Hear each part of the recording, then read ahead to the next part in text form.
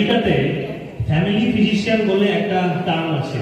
সে family ফিজিশিয়ানের যে Indian যে version সেটাই হচ্ছে গ্রামীণ ডাক্তার।